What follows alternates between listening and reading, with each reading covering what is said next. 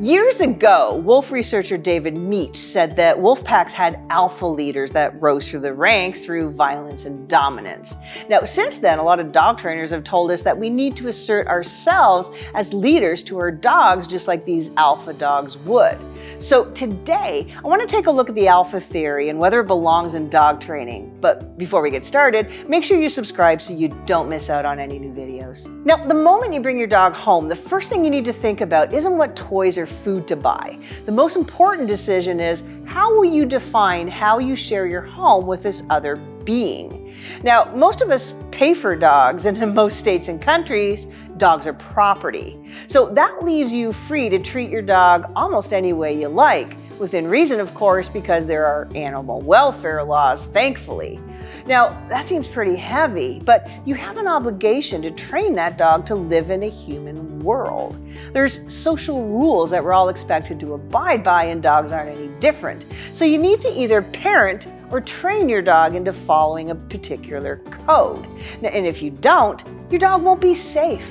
Dogs that think it's okay to bite people, or dogs that run away, or just socially incompetent are at risk for being turned into shelters or even euthanized. So dog ownership is a very big responsibility, and training your dog is important. But I'm not really fond of the word training, because just as you have to adjust to opening your home to another species that thinks it's totally cool to pee on your rugs and chew on your furniture, dogs have to learn to live with us. And for most dogs, this is really hard.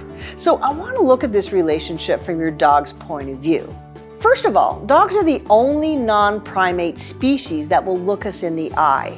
And this is what we love about dogs and why we're so connected to them. But don't forget, this also means that bonding with us is very, very important to dogs. In fact, in 2015, scientists did MRIs on dogs, and they measured their neural responses to people and other dogs. And they found that the smell of familiar humans lit up the reward centers of their brains more than any other smell, including familiar dogs.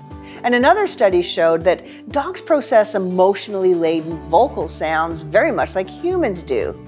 So all in all, the dog-human bond is a strong one because dogs pick up on our mood changes, they bond closely to us, and they associate us with good things. In fact, when dogs are scared or worried, they run to us, they don't run away. Other species don't do that. So dogs very clearly interact with us much like human babies do, really. So let's talk about alpha theory now. Well, over a decade ago, wolf researcher David Meach, he looked back at what he said about alpha wolves and the idea of dominance in dogs. And what he said was, one of the outdated pieces of information is the concept of the alpha wolf. Alpha implies competing with others and becoming top dog by winning a contest or battle. However, most dogs who lead packs achieve their position simply by mating and producing pups, which then become their pack. In other words, they are merely breeders or parents. Now, wolf packs are just families. I've raised generations of Labradors, and I've had grandmothers and grandchildren and aunts and uncles all living in the same home. And I watch them interact, and I can tell you this, none of them have ever tried to take over my house. I've seen nothing but gentle aunts and uncles teach the younger generations how to play tug, how to find the best places to sleep, and how to clean the ears of other family members. Sure, there's an occasional spat or two, but it only happens if somebody gets stupid and crosses the line, much like human families. And if you pay close attention to dog communication, most of it is there to avoid conflict, not to create it. Stare at your dog, and I guarantee your dog will look away first. And when they do, they're saying, hey, it's cool, man, just chill out. Try holding your breath and walk in a straight line towards your dog. And if you do, I guarantee they'll get the hell out of Dodge because they can sense that you're upset and they don't want any part of this. Dogs are experts at avoiding conflict, and they have very extensive body language that tells others that they really don't want to get involved in any dust-ups. This is true of all social animals, humans included. But when you view your dog as a being who wants to dominate you and take advantage of you, it's just a really bad situation for the dogs. Listen, dogs don't run through open doors because they want to be alpha. They just want to see what's on the other side. They don't pull on leashes because they want to be the pack leader.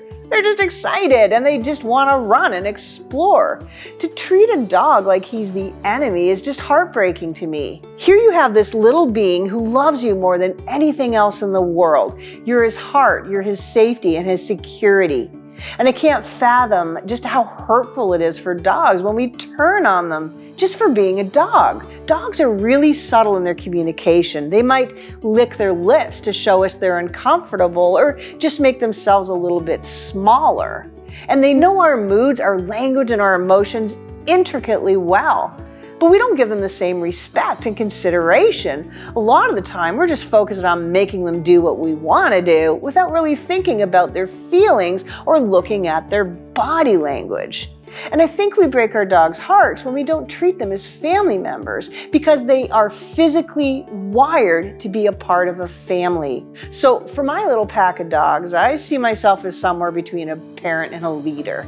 Listen, puppies need parents. They need to be taught how to be socially aware. We need to teach puppies not to bite people, not to soil in the house, not to jump all over people, and just teach them socially responsible behaviors. That's what parents do. But once they're good citizens and they're adults, then you need to be a leader. Your job is to keep them safe. And that means making sure they come when they're called or you walk them in safe places where they can't get hurt. It means giving them maybe a safe fenced area to exercise. Dogs have the intelligence of about a 2.5-year-old baby, and they might not always make the safest decisions, especially when they live in a human world. So our job is to set safe limits for them, not to dominate them. Now, that's me. That's how I interact with my dogs. I allow my dogs to be autonomous and make choices, but I also make sure that the wrong choice doesn't hurt them. That means finding off-leash time and letting my dogs explore wherever they want. And if you walk your dog on a leash, just let him sniff a hydrant if he wants to. I leave my office door open if the temperature permits it, and my dogs can come inside or go outside. It's their choice. But I make sure the gates are closed so they don't go running off into the forest, because a good leader makes sure that everyone is safe. Look, you make most of the choices for your dog. You choose what they eat, when they eat. You choose to remove their reproductive organs in a lot of cases. You choose where to walk them and when. And it's easy for us to think that this means that dogs are our property. And when we don't take the time to understand how dogs talk to us and what they're saying, really it's just being a jerk to your dog. Just like kids, dogs don't choose their families, they're stuck with them. So ask yourself again, how do you define your relationship with your dog? Do you train him like a soldier, or do you teach him like a parent? Do you give him choices, or you just remove all of his choices because it's more convenient for you? And most importantly, do you recognize that you are the very most important thing in his life, and that all of his very existence is wired to just be with you and to make you happy? Remember that, and be a parent and a leader to your dog, not a dictator. Your dog is just trying to survive in a human world. He's not trying to take it over. Now, I'm going to show you how to teach your dogs self-control in a gentle and conflict-free way. So make sure you hit the bell to subscribe so you'll be notified when that comes out. And if you like talking about dog behavior, then let me know in the comments. And again, if you like this video, then please like it, share it, and tell people about it. Thanks for watching.